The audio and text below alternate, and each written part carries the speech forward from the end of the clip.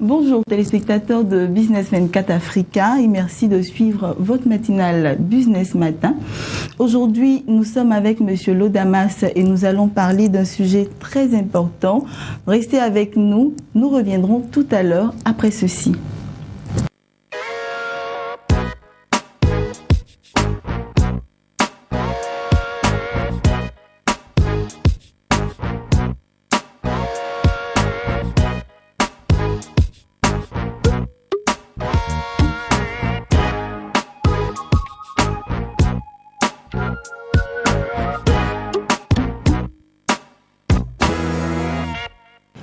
Depuis quelques années, on entend parler de plus en plus de fonds souverains.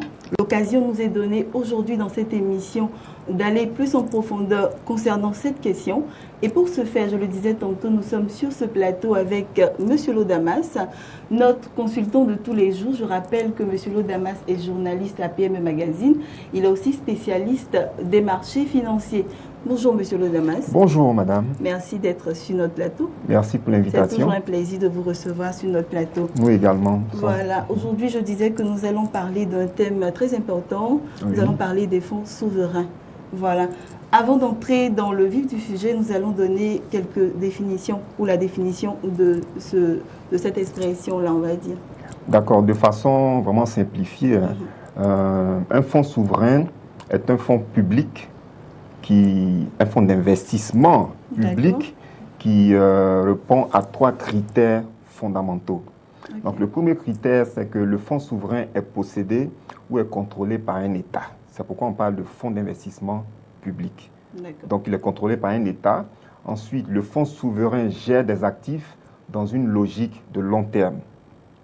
Okay. Donc ce ne sont pas des investissements sur 1 an, sur 2 ans, mais ces investissements courent sur une échéance un peu plus longue, c'est-à-dire au moins sur 3 ans. C'est pourquoi on parle de long terme. D'accord. Et le troisième facteur, c'est que leur politique d'investissement vise des objectifs bien précis.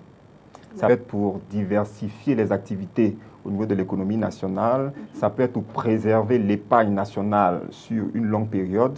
Okay? Donc, en clair, les fonds d'investissement, quand on met en place un fonds d'investissement, c'est pour répondre, mais c'est pour atteindre des objectifs bien précis.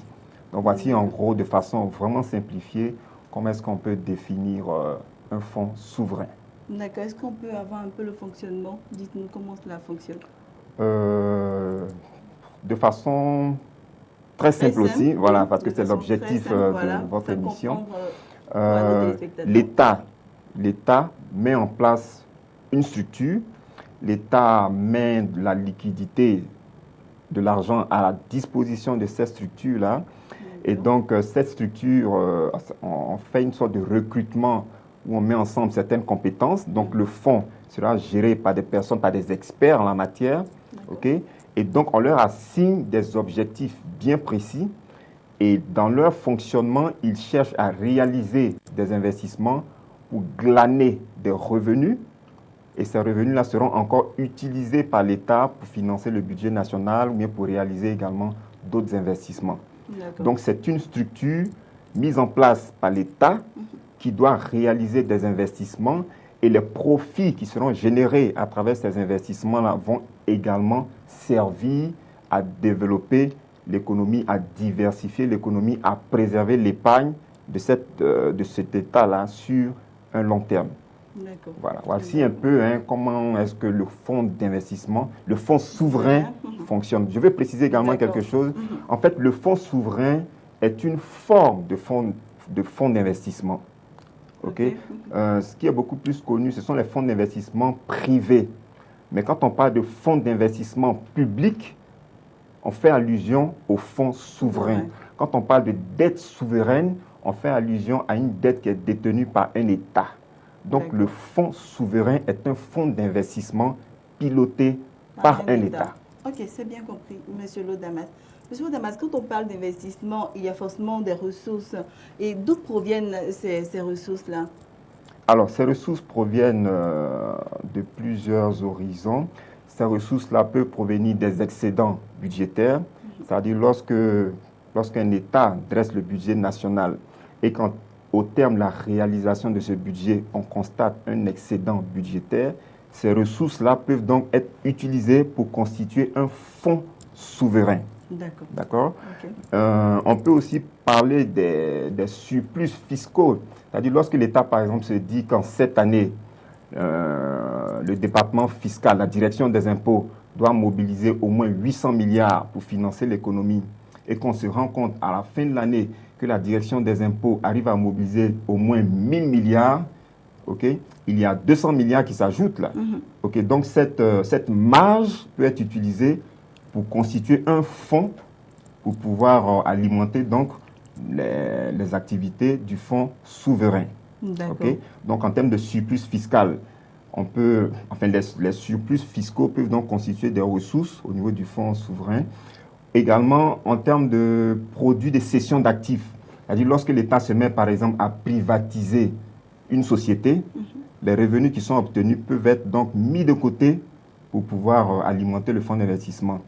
Autre ressource encore que nous pouvons évoquer, l'État peut faire des prélèvements sur les recettes qui sont glanées à partir de la commercialisation de certaines matières premières, sur les recettes pétrolières, sur les recettes qui sont, j'ai envie de dire, les recettes qui sont liées aux ventes de l'or, du diamant, de certaines ressources minières. Donc l'État va prélever un certain taux, okay, au niveau de ces recettes-là et mettre ces prélèvements-là de côté pour alimenter donc, ce fonds souverain.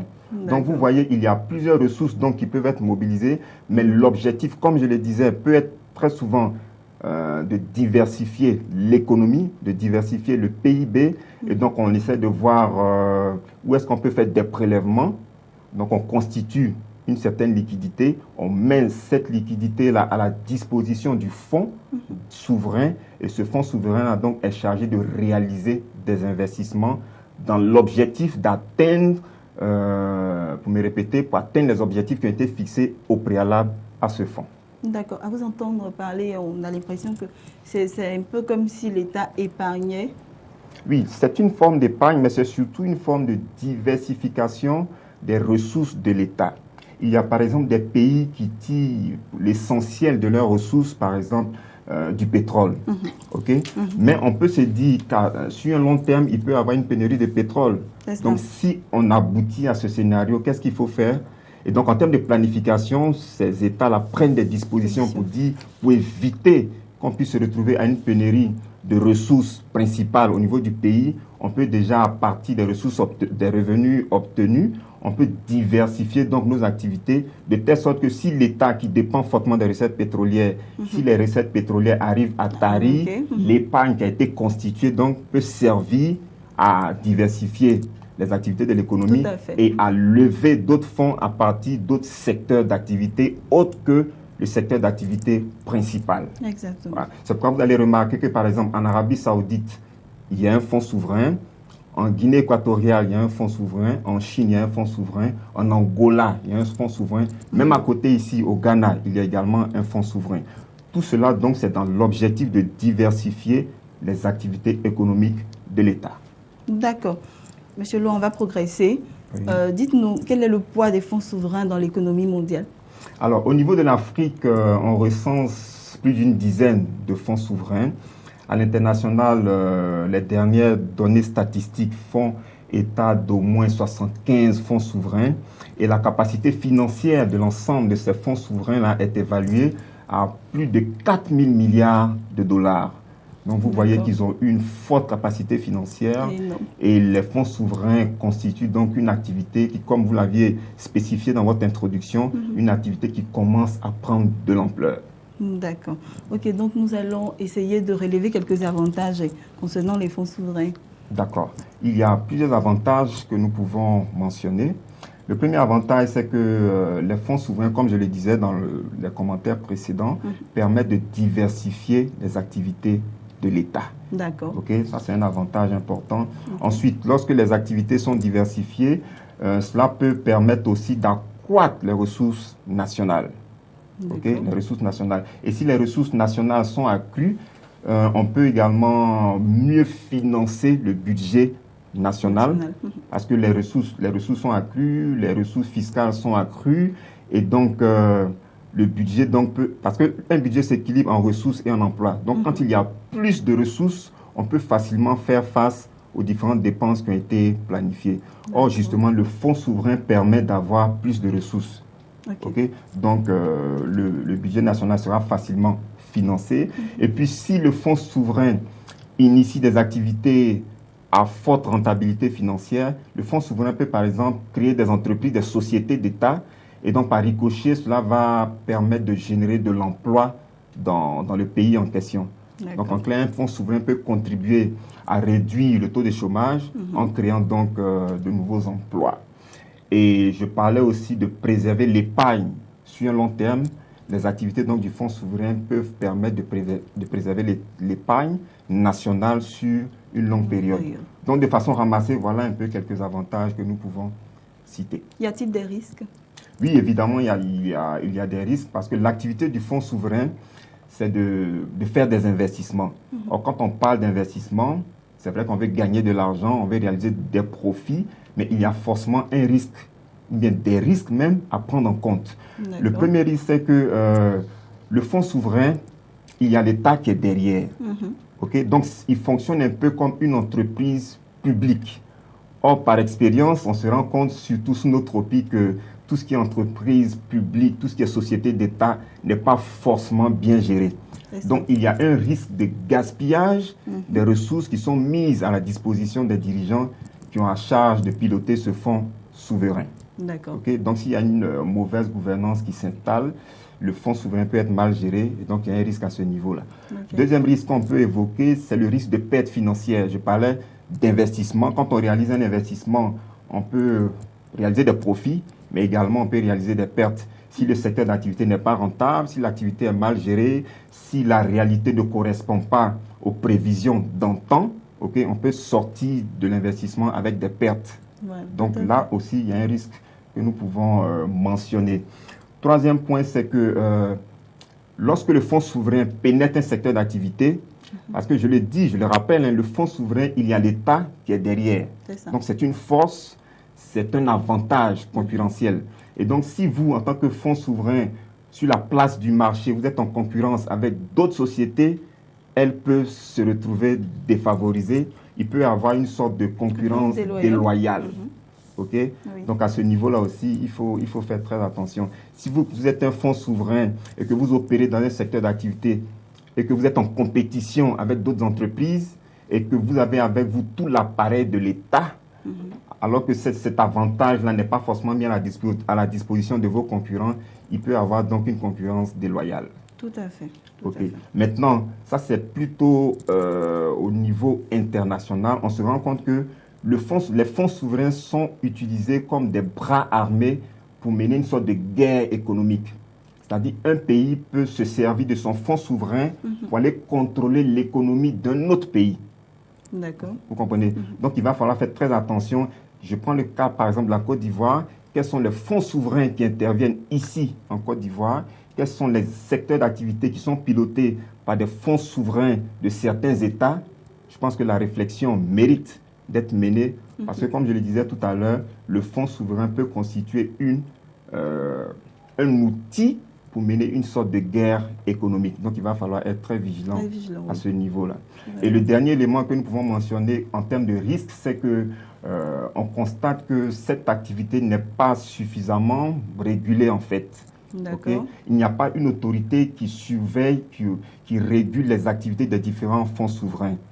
Donc, il y a une sorte de vide juridique qui existe et il peut y avoir des dérapages dans le déroulement des activités de ces différents fonds souverains.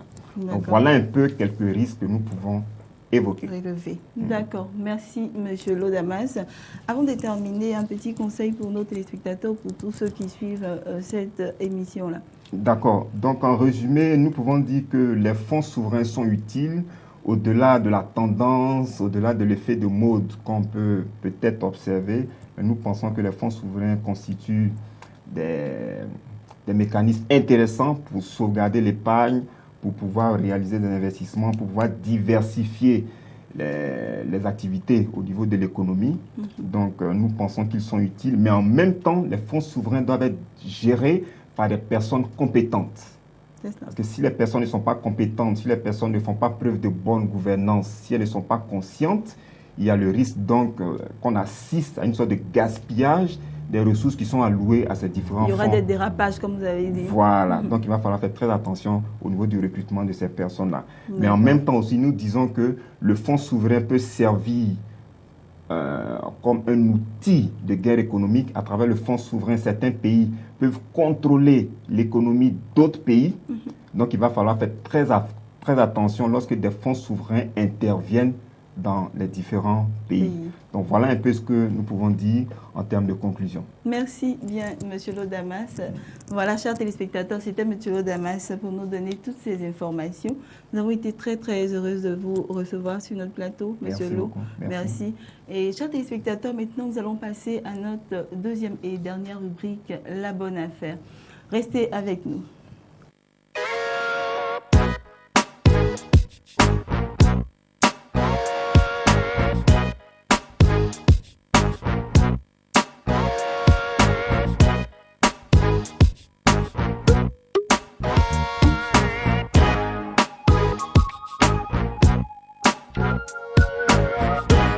Chers téléspectateurs, nous sommes de retour sur notre plateau et cette fois-ci, nous sommes au dernier virage de cette émission. Nous sommes à la rubrique La Bonne Affaire. Chers téléspectateurs, aujourd'hui, nous vous proposons une affaire qui va vraiment vous intéresser. Il s'agit d'un atelier de couture qui va vous permettre de réaliser plus de 8 millions de francs CFA de recettes. Cela est possible, chers téléspectateurs. Le projet de cette semaine, donc, nous emmènera à mettre en place un atelier de couture spécialisé dans la production de vêtements prêt-à-porter hommes. Nous allons d'abord identifier et estimer les besoins. Pour ouvrir notre atelier de couture de vêtements prêt-à-porter hommes, il faudra faire face à plusieurs types de dépenses, dont les principales sont la location et l'aménagement d'un local devant accueillir cette activité. Ensuite, l'équipement du local ainsi que l'achat de matériel de travail. Enfin, il faut mobiliser régulièrement la matière première pour faire le travail, sans oublier certaines dépenses immédiates telles que l'abonnement au réseau électrique d'eau. Voilà, nous avons subdivisé en 3 tableaux les dépenses et nous allons vous les donner avec plaisir, chers téléspectateurs. Le premier tableau prend en compte la location et l'aménagement d'un local. Nous avons pris un exemple d'un local qui coûte 30 000 francs CFA, 3 mois de caution, 3 mois d'avance et 1 mois d'agence, ce qui va vous coûter 110 000 francs CFA. Du local, peinture, décoration, etc. va vous coûter francs CFA. Bon, tu as des clients. 30 000 francs CFA que vous devez prévoir, chers téléspectateurs. Un catalogue qui va vous coûter 3 500 francs CFA. 2 grands tabourets pour le couturier et son apprenti, réserver la somme de 10 000 francs CFA. Ce qui vous donne un total de 353 500 francs CFA. Nous en arrivons au deuxième tableau qui présente l'achat de matériel et d'équipement de couture. Comme matériel et équipement de couture, vous aurez besoin d'une machine à coudre, bien évidemment, chers téléspectateurs, qui va vous coûter 50 000 francs CFA à peu près. Un fer à repasser, réserver la somme de 10 000 francs CFA. Des tables de coupe et des coupes, 20 000 francs CFA. Matériel de coupe, de mesure, etc. Des règles, des équerres. Prévoyez 25 000 francs CFA. Un cahier de mesure, prévoyez la somme de 2 000 francs CFA. Un miroir, 10 000 francs. Des paquets de cintre, 3 000 francs CFA. Un brasseur pour rendre votre salle d'attente plus agréable. Prévoyez la somme de 10 000 francs CFA. Ce qui vous donne un coût total de 134 000 francs CFA. Et nous en arrivons maintenant au dernier tableau, chers téléspectateurs, qui présente l'abonnement et divers frais. Pour l'abonnement, vous aurez besoin d'un abonnement CIE, un abonnement SODECI. Vous devez réserver, chers téléspectateurs, la somme de 65 000 francs CFA. Un petit récapitulatif pour vous, chers téléspectateurs, pour avoir le total des dépenses. 66 000 francs CFA. 134 000 francs CFA et 353 500 francs CFA. Ce qui vous donne un coût total de 552 500 francs CFA pour mettre en place cette activité. Et vous aurez à avoir réalisé, chers téléspectateurs, la somme de 8 millions de francs CFA comme recette. Voilà, n'est-ce pas un bon business, chers téléspectateurs? J'espère que vous allez vous y intéresser pour faire de très bons bénéfices. C'est ici que nous allons clore cette émission, chers téléspectateurs. Toute l'équipe de production se joint à moi pour vous souhaiter une agréable journée. D'ici là, portez-vous bien et suivez toujours Business 24 Africa.